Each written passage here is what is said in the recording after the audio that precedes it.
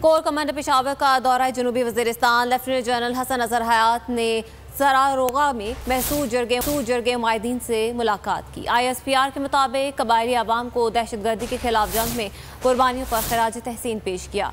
Core commander Peshawar ने कहा कि कबायली आवाम की दहशतगर्दी के खिलाफ कुर्बानियों की कद्र की निगाह से देखते हैं।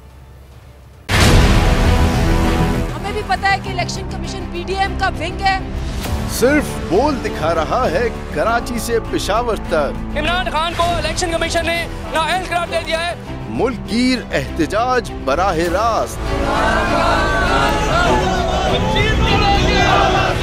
देखते रहिए बोल। सबसे ज्यादा व्यूज, सबसे ज्यादा रील्स और सबसे ज्यादा रेटिंग के साथ बोल अब भी नंबर 1 पोजीशन पर बरकरार। सब्सक्राइब करें और बेल दबाएं ताकि कोई खबर रह न जाए।